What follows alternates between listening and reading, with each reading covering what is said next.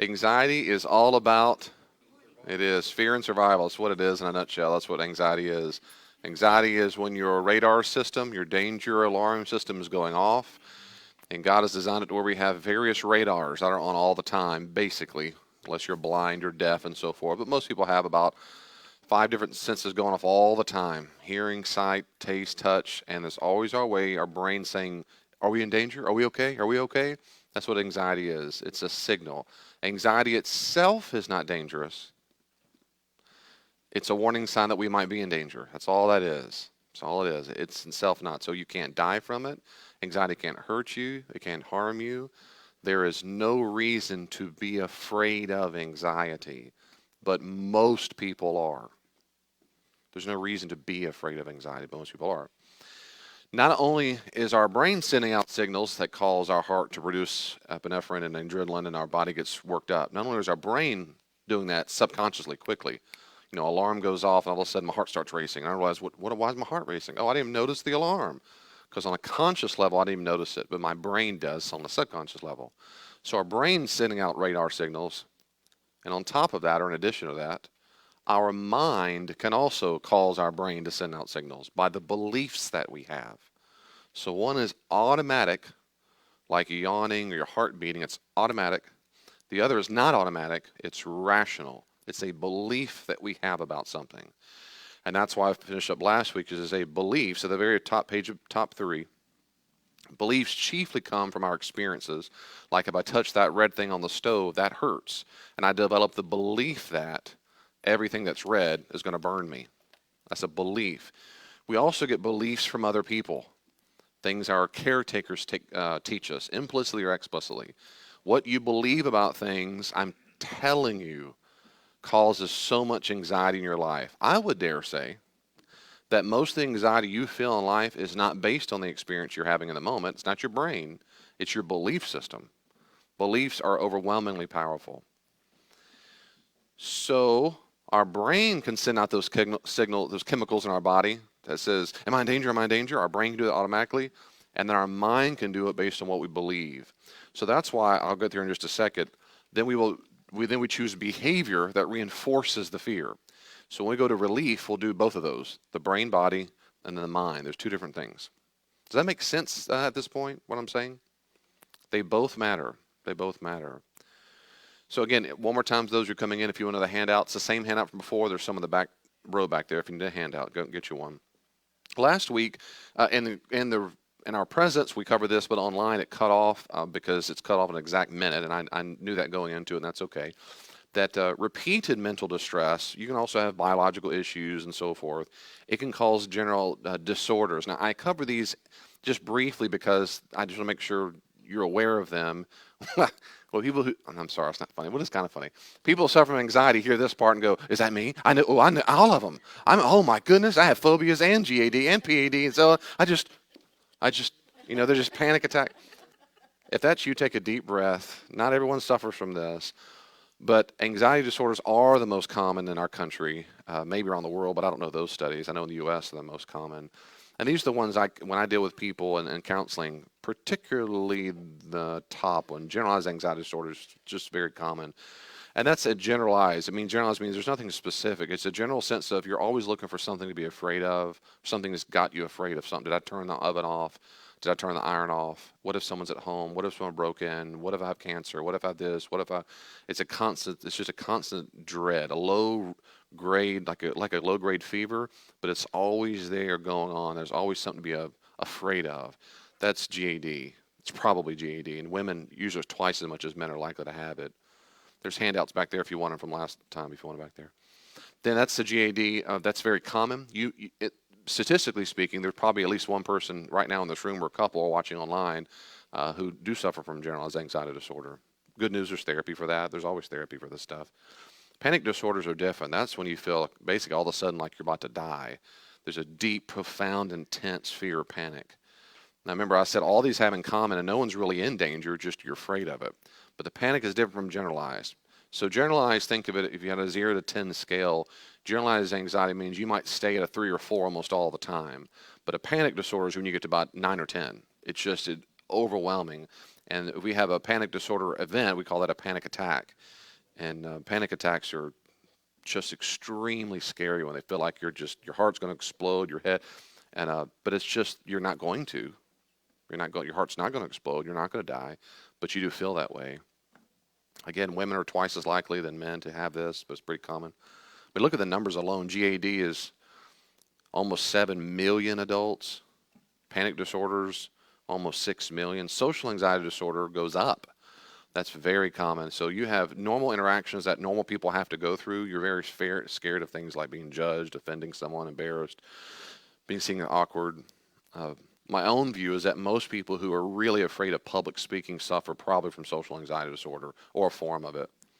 Because what if I say the wrong thing? And what if the joke doesn't land? And what if my face turns red? And what if I start sweating? And I know what, and I'm just, and you build yourself up and build, and guess what happens? You do all the stuff you're afraid of, and then as we'll see in the behavior, it reinforces the fear you have in the first place, which is very unfortunate because you're not in danger. There's no reason to be afraid of any of those things.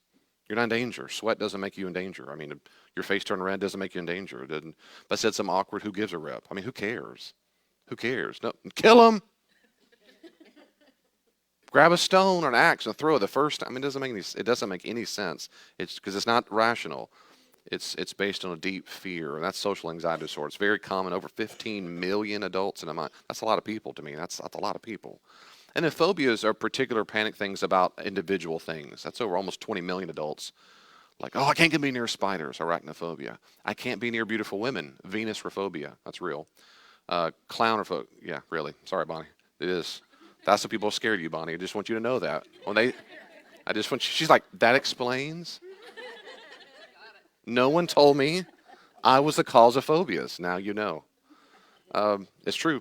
So yeah, it's just a phobia. Clowns don't kill you. Spiders, they don't kill. They hurt, but the general spider. Well, I worked with a woman, a real sweet woman, who had a phobia of squirrels. I mean, and we had a lot of squirrels where we lived in Kansas near the work, and she'd see them coming, and she'd start running.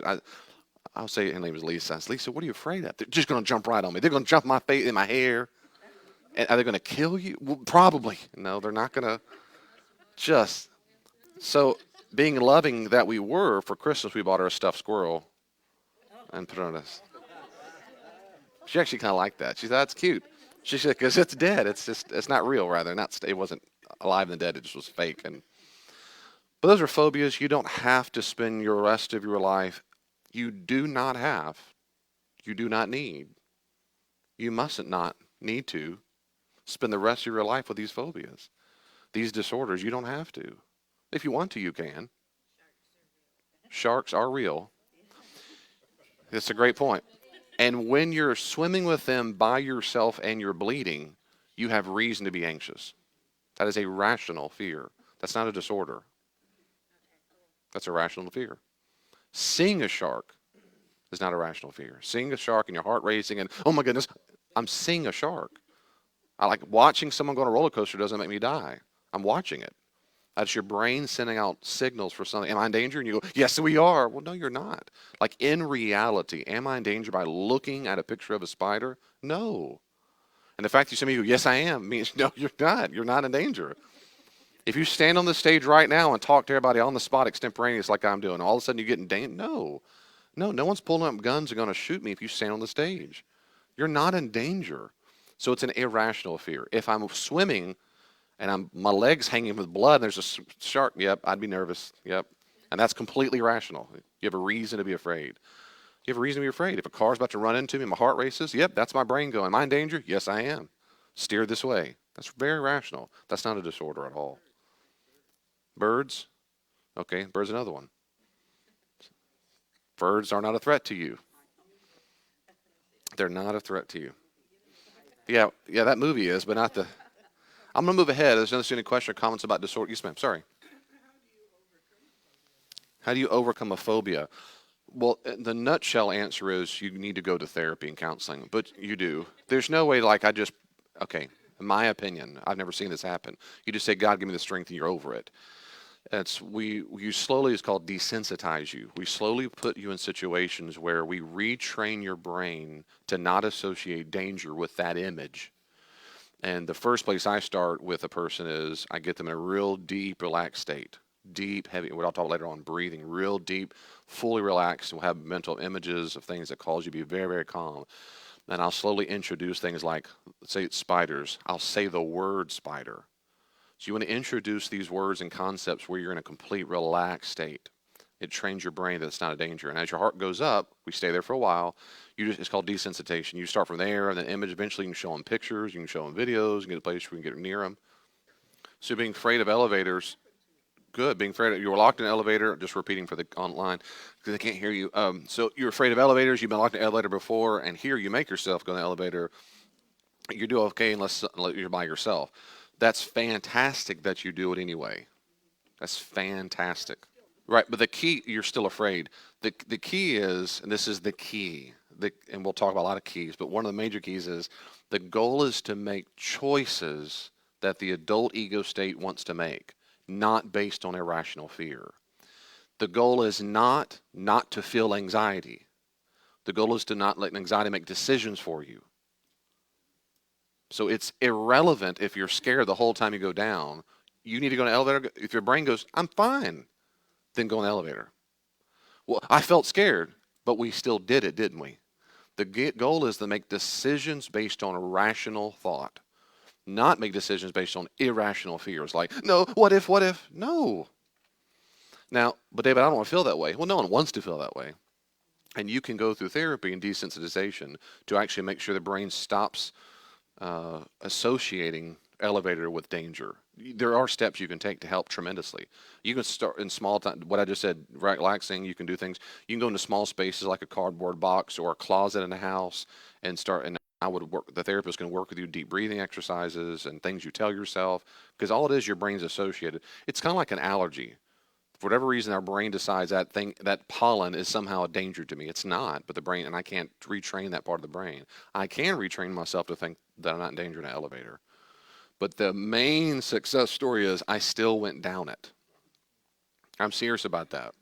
That's a lot of people, I just want to be happy and peaceful. Well, good. But if we make decisions based on all the time, then we're like little children or addicts. And that's not what we want. We want to make decisions based on what's rational. Good question. Do you think we have more anxiety because society makes us that way, or has it always been? My own view is that, I alluded to this before, but I'd say more, I guess, now. My own view is that, in general, in the Western world, particularly in America, I'll speak for us, and I'm not been around ever in America, so I know this is a generalization, but in my experience living in probably, 10 states or somewhat 8 states, that seem to be a commonality. That in general, people these days are not trained. They do not have the capacity or the internal emotional tools to process negative feelings. They're like little babies. They might be 80 years old, but on the inside, they are a scared little child who was never taught how to process disappointment, frustration, anger, sadness, and loss. And so they don't have the capacity to deal with it. And they are ill equipped. Secondly, society, of course, just means a bunch of people. Then they're surrounded by a bunch of other people in the same boat. And they try to get their needs met in ways that are very unhealthy. So my own view is not that society does it as it is. We're all in the same sandbox. Most people are. I do think that. And I think it's why is that? Because our parents failed us. We're supposed to have parents who teach us this. It's supposed to be. Like you teach you how to do A, B, C, D, you're supposed to learn how to deal with emotions. And most people didn't have parents do that. They're supposed to. Praise God, we can reparent ourselves now, which is why I'm doing classes like this. You can reparent yourself now. Good. You think that's why some people do drugs, cut themselves, and drink? Absolutely why they do it. I'm about to talk about it in just a second. That's exactly why they do it. At least that's my view too. Let me say it that way. That's the standard view. I completely agree with you. They do not know how to deal with it. That's exactly right. When I hear people who are addicted to alcohol, I mean, and of course, my ministry, I've met many people addicted to many things. My first thought is not sinner. My first thought is, oh man, they're wounded. Wounded people do things like that, and usually driven by shame, and they think that helps them somehow. So we got to get to the root of that first. Good questions. Good. Those are my thoughts on it. Keep going. Nothing else? Raise your hand if you have a disorder. I'm just kidding. Don't have to. If you want to, you can. Yeah, that's right. But for real though, you might want to talk about a disorder. Or we'll move on. Anybody? So yeah, so I had a panic attack on the interstate a while back. Now I won't do it, and so forth. Yeah, every single time you choose not to do it, you're teaching your brain that you are in danger. You are reinforcing the phobia. It's exactly what you should not do. Your head could explode, an alien can come down, a pink elephant could land on your car. There are enormous amount of possibilities. The issue is if you were telling your own daughter, is it likely that you will have one? The answer is no, it is not likely. Do you suffer from a disorder where you have seizures? That's different. That's different. You may say, well, maybe so. Let's work on that's a medical condition, but that's a rational concern. But it is irrational to say because there's a point zero zero something percent I might, therefore not. Well, yeah, you might have a heart attack and a stroke. Then the question is, in therapy, would say is then let's say what would happen if you had one. What are the next steps you would take? Let's do this right now. So before that happens, what would you do? Well, that's what we do with everybody. That's exactly why specialists go to schools and say, if there's a fire, here's what you do. We practice things called drills so that they don't just lose their mind when the alarm goes off and sees the fire and they run out going crazy. We practice this stuff. And that's because when we've practiced it, we teach the brain, oh, I'm prepared for that. That's exactly what we're supposed to do in real life with as adults. Oh, well, let me have a drill. I'm going to drive on a highway. And I'm going to drive on a so-and-so. And also, so there's ways you can, that internal dialogue you have, breathing exercises really help. But every time you make the decision to avoid it, you're teaching a phobia to start and reinforcing the phobia every time. Every time. So the first step is I would stop avoiding it. And then when you make it, you're alive, you go, I did it. Yeah, I did it because I can. You tell yourself, yeah. No, I barely survived. No, I didn't. I didn't barely survive. I survived just fine. It was just traffic. I know how to drive a car. So that internal dialogue. Now in counseling, we could go through specific examples. But yes, you could get better if you wanted to. If not, spend the rest of your life taking the country road. You could. People do. I wouldn't do that. To me, that's sad. I mean, I wouldn't spend the rest of my life driven by fear, literally or pun. I wouldn't do it. But that's me. Had a question. My concern, yeah, and I hear that, like getting help and having a person with you and so forth. Those are in therapy. Those are good, maybe first baby steps. The goal is to do it with no one in the room, like an elevator by yourself. That's the goal because healthy adults do not depend upon other people to get things that get done. They do not do that unless they are in a literal state of neediness. Then it's completely appropriate. Outside of that, we don't. Yeah. Yeah, we don't. I need you to hold my hand and walk across the store. Why? You don't need it. You want it, and I'll talk about that in a second. But you don't need it. You're afraid you do, but you're no. So we'll talk about that. No, it's a good question. Anything else about that? Good question. That's a good. I mean, it's a common one. So I get scared, anxious when I watch the news, read the news, social media. So I got off altogether. Is that bad? I don't think it's bad. I think it's unhealthy to make decisions based just on that. Now, I'm a fairly healthy adult. I don't prefer watching the news all the time either because if you don't, I'm not trying to insult your intelligence, just in case people don't know this. They hire big, they pay top dollar for psychologists to train them on how to write news stories to make you afraid. Because the number one reason why you will watch it is because the brain is built to survive. And they know that their demographics are people certain has very, very specific. They want to know if it's 23-year-old to 36-year-old white females who lived in blank, blank, blank. What are they afraid of the most? What's their life? They know probably what minivan you drive, who you vote for, how many Starbucks you have. It's all this metadata is amazingly accurate. And so they take what they think you already value and then they spin a story that makes you afraid of that. And that's why in particularly white neighborhoods, they don't talk about black crime on black crime that much. That's not that exciting. We go, so what? They want to talk about crime in a white neighborhood and people are going to watch. They'll say, up next, why your kids might be dead by tonight. Up next, storm's on the way. See you at 10. It's to make your brain do exactly what they know it will do, which is to make you keep watching because you're afraid. So the degree to which, of course, you're responding a way that you're trained to respond, which is these are experts who know how to do this on purpose. And the scripts are written on purpose the way they are. Deliberately, this is scientific. They paid, I mean, I've read a lot of books on how they do the marketing and the metadata. So is it bad not to watch it? No, there's nothing immoral or sinful not to watch the news, not at all. If you're doing it merely because you don't like the feeling of fear, I would say it's not very healthy. Why? Because you're not in danger. It's just a feeling. In fact, if I were counseling, I'd say one tip is then I will watch the news one time a week, and we practice breathing exercises and things like that to desensitize yourself to that. And also have a great internal dialogue that says, that does make me afraid. Why am I afraid? Let's talk about that. It's every time you avoid it, you develop a phobia and you increase the phobia. Does that mean you, again, the corollary is not, I need to get on everything possible in 24/7 news. No, no. I mean, at least I wouldn't. I don't know why a Christian has no moral obligation to do that. But to make a decision based on an irrational fear is unhealthy. So the all or nothing is what makes you go, and I respect people like social media is all of the devil. I'm off altogether. I mean, okay, I don't think it's all of the devil. I know many people. I mean, people come to Christ. They have scripture verses. They have. I try to use mine for good, even being silly. But anyway, no good. So you don't have to spend the rest of your life not watching the news unless you want to. If you don't, that's fine. I would hate for you to learn the lesson that every time I'm really afraid, I have to avoid it because that would be unfortunate. Because you don't have to be. You're not. It's just anxiety. Anxiety won't hurt you. It won't hurt you. That's good. That's a common one too, by the way. Yeah, yes, sir. So for online, yeah, the concern he was saying, the concern of people getting, everyone gets a trophy. Does that basically have an effect later on in life? The answer is yes, because that is a way to avoid. There's a big movement back in the 80s, and you can really plot this stuff on a graph. You really can.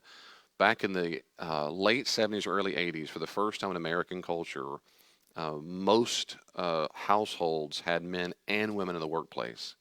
And so they developed a brand new phenomenon in the history of in the U.S., which is children staying at home without mom and dad there all the time. And to deal with that, they had a big push called the self-esteem movement. That push because kids they felt lonely. They were latchkey kids, and they watched TV. That's the rise of TV and cartoons and so forth. And so what many parents did out of a feeling of guilt that they're not being the mom, and particularly the moms usually struggle with that more than men, we're not giving them what they think they should be giving them. They tried to make sure they felt happy all the time by buying them whatever they wanted and helping them avoid negative feelings. And so they started pushing this all over the school systems and sports systems. And I don't want my kid. He's doing the best he can. And so to help, since the mom, sometimes the dad, can't deal with the negative feelings of feeling guilty for working outside the home to pay the bills, instead of processing those feelings of negative feelings, they try, this is what everyone does in general, then they try to change other people so they feel better about themselves. And that's a form of avoidance is all that is. And so now if I can control you getting a trophy, I'll feel better on the inside myself because you'll feel happy for a second. But what you just taught the child was to be afraid of negative feelings, to be afraid of disappointment, to be afraid of failure. That is a wretched, horrible, pathetic thing to teach a kid. And most kids are taught that all the time. They come to the rescue, they're helicopter parents, and they fall down. It happens all, I'm going for a long time. I won't go long. So answer is yes. I'm going for a long time. So I agree. Does that mean every child develops a disorder? No, no, no. I'm just saying, but it is indicative of an American mindset that I can't let you be disappointed. Yes, you can. Not everyone's a winner. No, they're not. I taught at a high school. They were real big on leadership, and I get it. But I used to tell them kids, everyone's not a leader. They're just not. And it's ridiculous. If you have a bunch of leaders, who's the followers? I mean, it's just silly. It's just a lot of the kids are like, I don't want to be a leader. You're not. That's okay. You're not less than just because. Anyway, it's like everyone's not a winner either. Anyway. I wrote a blog called "You Can Be Everything You Want to Be," and the first line says, you can't." I'm kidding." And the whole thing, because it's on my website, and I get so many comments from that people who see it on Twitter. I go, "Thank you so much," because you've probably been told you're the best singer in the world and you can do whatever you want, whatever. And watch American Idol, and the kids come out just audition. They're just bawling, weeping. Their world's over. My mama always told me I was the best singer. She did. But then reality hits you. And that's what reality is. The things that bump up against you real quickly. And you sabotage your kids dealing with processing reality, which is you're not the best singer. You're not the best. And that's okay. Well, let me move on to bottom page 3 if that's okay. These are good. Y'all are doing great. Thank you. On that anxious note. Beliefs. Behavior, rather. So beliefs and behavior. Behavior is we choose behaviors to reject or accept the danger, threat, or harm and sensation. We choose behaviors. Yes, we choose them. We choose behavior that rejects it or accepts it. If we reject the sensations, we proceed as usual, and the brain learns that the warning signal was false. I hear an ambulance go by or something, and I might notice and go, okay. I'm choosing to go back to focus. My brain goes, oh, we must not be in danger. We developed the belief that we should not be scared. And I have that over the years. Every time I hear that, I go, I'm probably not in danger myself. It's probably someone else's they got a call. I developed the belief by that choice of behavior that reinforces it. If we accept the sensation of anxiety, the brain learns that the warning signal was true. We develop the belief that we should be scared, like driving on the interstate, like getting in an elevator, like spiders, like beautiful women, whatever it might be. And our three primary behaviors that teach our brain there is a real danger. Please, before you read this too quickly, remember, the brain doesn't know the difference. That's why you get just as excited you can by watching a good movie or reading a book as you can in real life on a roller coaster. The brain doesn't know the difference. We choose behavior that reinforces it. We choose behavior that reinforces it. So the first thing is we freeze and panic. This is a behavior that says we're doing good. We freeze and panic. The word is gorgonized. I didn't want to put that, but gorgonized. That's when we remain in a frozen victimhood state in the hope that the danger goes away. If I be real still, we freeze and panic. And so, good morning. So we freeze and panic. That teaches us that we are in danger. And there's something I wish I could, well, because of time I won't. I can spend a lot more time on. Something happens in psychology we call disassociation. Disassociation is very powerful. Disassociation is when your conscious self deliberately disassociates from what's going on in reality. People will experience it. They'll say things like, I felt like I checked out. I felt myself floating outside of my body. I felt myself like I could see myself and I wasn't going through it. It was happening to someone else. Disassociation is very common under severe trauma. If you've ever been molested, you probably were disassociating. People say, I checked out and someone else was there while he did whatever he did. If you were abused as a kid, I disassociated. If you're in a severe trauma as a child for too long, your mind and brain will disassociate so much you develop personality dissociative disorder. Well, dissociative identity disorder. And that's when they have what we call, the loose term is split personality. Which everyone calls schizophrenia. They're wrong. That's not schizophrenia. Schizophrenia in common parlance is completely wrong. So identity dissociative disorder is something different. That's when the brain or mind disassociates so much. Their identity. So anyway, that's a severe form of dissociation. On a minor form, it's when they just go somewhere else, think of a happy place, and you seem to disassociate from the sensations in your body. That's a freeze and panic. If I'm just real still, I'll play dead. That's what it is playing dead. In the hopes that it stops. That happens to people. That teaches the brain that was real danger. Good job. The danger went away. High five to me. You played dead long enough, and now the danger's gone. Then there's flee. That's when you avoid the confrontation to escape the danger. It's all about the danger. Flee is leaving it. Flee is avoiding it. That's not going to interstate. It's not going to elevator. It's not doing public speaking. It's not sending the email. It's not sending the text. It's not calling the person. It's not saying directly what you really felt because that's confrontation. It's all avoidance. That's all a form of fleeing. It's just running away. Flee, flee, flee. That way I can escape the quote danger. When you do that every single time you do that, you have taught yourself, I was right to be afraid. Because why? When I avoided that person at church and I got around them or at work and I went, okay, I made it to the car, I feel better. When you feel, okay, I feel better, those endorphins of feel-good chemicals, you taught yourself that what you did was good. Because your brain doesn't know the difference. There really was a lion chasing me. I'm glad we escaped that one. No, it was just Bill. But your brain, no, Bill would try to kill us, right? Because that's why you fled. That's why you avoided Bill, right? Well, no, Bill really wasn't that, but no, that's why we did it, right? Self, isn't that why we did it? So I wouldn't feel for just a few moments anxious. And then, of course, there's fight. And that's when you try to dominate the danger to make the danger diminish or just disappear altogether. Every single bully you've ever met or known, maybe some of you were bullied. I was bullied a lot in childhood. Bullies themselves are scared little baby children. They are scared, wounded little baby children who are deeply fragile, and they're scared of being hurt. And they see this person in front of them, and I've got to buck up first, and I've got to get you first before you hurt me. It's just like the people who say, I got to break up with you before you break up with me. They do the same thing, but they do it with physical violence. They're scared, fragile children on the inside. They can be 80 years old or 8 years old, doesn't matter. But that part of us that wants to fight and beat them down, again, that's to deal with, that's behavior to reinforce the fact that we go, I really was in danger. I had to beat them down. Sometimes we fight with physical, fists and kicking. Sometimes we fight with cussing. Sometimes we fight with manipulation. We fight with guilt. We fight with all kinds of things that we try to fight. It's a way to get you to stop. Sometimes fighting is yelling, screaming, losing control, getting red-faced, as it were, on purpose so you can just... And And every time I'm in married couples counseling with people, every single time I see it, they go on. Again, I don't think sinner. I think that person feels so fragile and scared right now. They're elevating themselves. I guarantee you, a little footnote, if you're in a relationship where you fight often or you raise your voice a lot, I guarantee you it's because someone doesn't feel heard. I guarantee it. I guarantee it. Someone doesn't feel heard. They don't feel validated.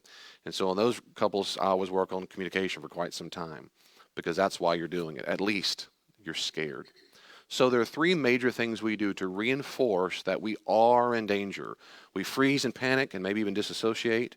And I've done that myself. I've disassociated. That's some of my own therapy work I've worked on, not disassociating. I give you specific examples of that. We run away. That's called avoiding it. We flee away from it. Or three, we choose to fight. We buck up and we become the alpha. Man, F them and this, and I'll show them and who they. That's it. So if you think about your own behavior in life, notice how you do this all the time. We do it all the time, every second. We do it all the time. Do you use a handrail or not as you go down the stairs? Are you avoiding them or not? Are you avoiding the fear that you might fall, so you run to the armrail, or not? Or do you fear? Where do you park? Where do you eat? Do you have the same ritual every single day? You have to go sit in the same chair at church every single week? I only look at some of you because what if? Every single one of you that are afraid of change, I guarantee you're being a fragile little child. There's a scared child in you that says that change might hurt me. It doesn't. It doesn't. It just doesn't. It might. It's all logically possible, but it doesn't. But that's what happens to us. We we behave in such a way to reinforce it, reinforce it, reinforce it. I could say more about that, but we'll get on some relief. Is that okay? Take a deep breath. I know some of y'all look pretty good. Yeah, no, right. People pleasing. Yeah, we would call that in psychology a conflict avoidant. Yeah, so a people pleaser is a person who is trying to avoid conflict. And I'm gonna ask the question: what are you afraid is going to happen if you have a conflict? You don't have to answer me now, but that's exactly my next question. Follow up. What are you afraid is going to happen? Are they going to stab you? Will you get shot? Usually, I go, well, no. What's the fear? And at some level, what happened at some point in time, probably in childhood, when the feelings of anxiety came up, and maybe legit, like some mom or dad looked like they were going to hurt you or something, you learn to keep your mouth shut and make them happy because the fear went away. And that one time it happened, it clicked, and now for the rest of your life you do it. Sometimes it's one time. Other times it's repeated patterns. In other words, sometimes you might go, I don't know why I do that. Well, I've been doing this since I was little. It's okay if you don't remember why. The question now is, do you want to keep doing this now? Is it a rational fear? Is it the wise adult thing to do? The answer, of course, it's not.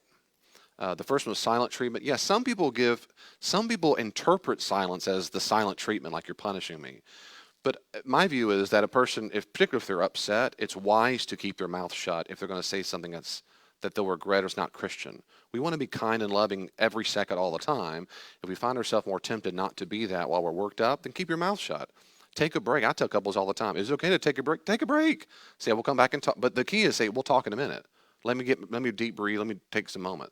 I'm not giving you the silent anything. I'm being wise. I want to make sure I don't let my emotional state take over me. I don't want that to happen.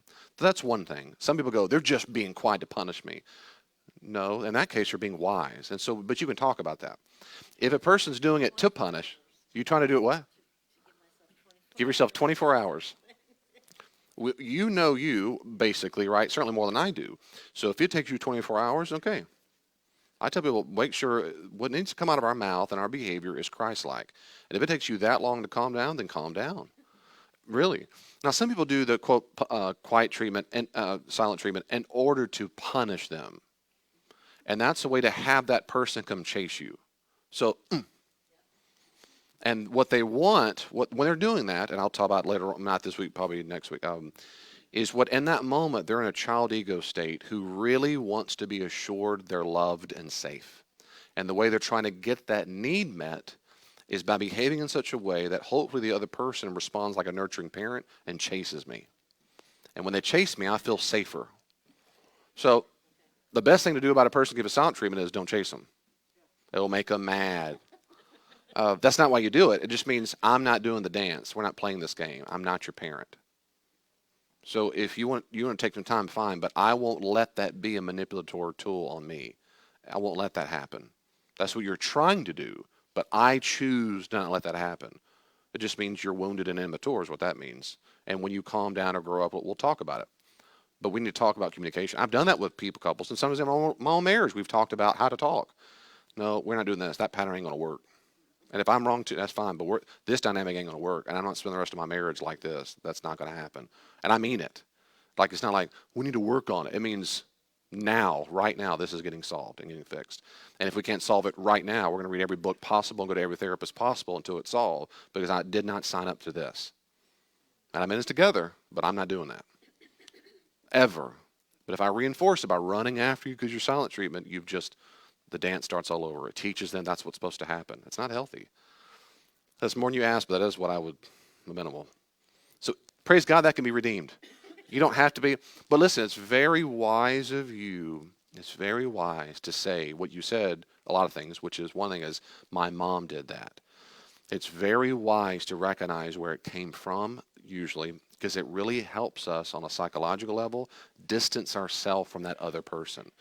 When we start distancing ourselves from the person, particularly even visually, we start feeling more empowered to make our own choices.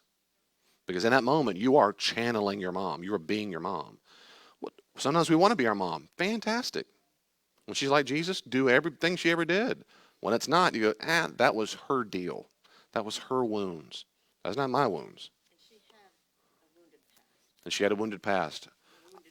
And a wounded childhood. I bet as a human being she did. I bet, yeah, I believe you. It's so true. This adage, you've probably heard it, but it's just a maxim that's so true. Hurt people hurt people. They just do. Wounded people hurt. Wounded people make wounds. They just do. That doesn't mean it's all okay. I'm just saying that's what's going on. Good thing, and I won't repeat all that only because it was a good bit for online people that can't hear all that. But helping your child feel feelings, but work on taking a break to process them. If I'm paraphrasing, yeah. Feelings are not bad. Our behavior can be. So we do want to teach people, our adults and our children, that it's okay to feel anything, but how you choose to express that is something very different. And a lot of kids don't know the difference, so you have to tell them. We used to on Hayden and Julia, here are some proper ways to express your anger. We give them choices. They go, oh, let's 2 or 3, 4 choices. You can hit your mom, yell at your mom. I'm kidding. I'm just kidding. Yeah, we tell them examples of what to do, and then that's fine. I want to give a little bit of relief. Thank you for that. I'm going to go ahead just a few minutes. We got a few minutes left. Good. So let's talk a little about relief. So the first part, you notice again, one more time, brain and body is one thing. The other thing is mind. So let's do brain body for a second. I cannot overemphasize how important breathing is. I can't. This works regardless of what you believe. Your brain associates slow breathing with safety and sleep and calm. You can force yourself into a relaxed state by deep breathing. Now, there are numerous studies that do the 3 and 5 and 5 and 7 and 10, all that stuff. My view is I don't just breathe deeply. I mean, just whatever it takes. And what I found, this is a good trick too sometimes if you're really feeling it, is take a deep breath where it kind of hurts and squeeze on the inside really hard like you're working out, and then go, and then do it again. Usually about 3 times works enough. I'm telling you, I cannot overemphasize the power of deep breathing. Elevators, interstates, spiders, Bonnie, whatever it is. Beautiful women. That's an I don't remember for us, see. I'm telling you it works. So the very first thing I encourage people when they struggle with anxiety is, the first thing I say is, when it comes to relief, is, how good are you at breathing? I guarantee you, if you're anxious often, you're not good at it. Right now, some of you right now are barely breathing. You're holding your breath. You're literally holding you're holding it, or it's shallow breathing, because we're talking about anxiety. And talking about tells your brain, oh, I must be in danger. So you're already practicing it. If you take a deep breath and then relax. Deep breaths before tests.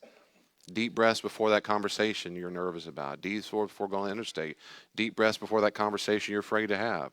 I'm telling you, this really helps, as it were, put the fire out. Whatever that fire is a way to get the fire out. And the beliefs are about how to stop the fire in the first place. But it's amazing. And so one book I read, which is a really good idea, and that is practice deep breathing on other kind of triggers for the week you might have. So, for example, let's say I'm on all the time. Every single time you start the car, you take 3 deep breaths. Or every time you grab your phone, you go, that it's something you would do throughout the day, that every single time you do it, you're taking a deep breath. You're training yourself to breathe very deeply and calmly. Not because you're trying to stay in a Zen state all the time, but you're trying to make sure your anxiety is checked. The radar doesn't go too big. So deep breaths will help. So I'm going to stop on that because of time, and I hope you'll take a deep breath. So let's close our eyes. We're going to pray. Before I pray, let's close our eyes for a little bit. And I just want us to breathe for a little bit. I want you to count out just 3 long, deep breaths. And you use it through your mouth, nose and mouth, okay?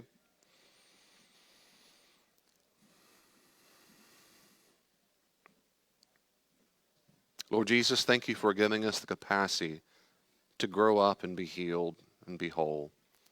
Please help us breathe deeply. Please help us figure out in our lives, our minds, heart, brain, wherever it might lie, false beliefs or fears that are irrational. Please help us get them out and be healed of that so that we live the abundant life you want us to live. Help us, Holy Spirit, in the regular routines of life, not avoid things we think might scare us, that might hurt us. Help us trust you and do the right thing, even if it needs courage to do it. So please give us your courage and we'll do it. In the name of Jesus, we all pray. Amen. Amen.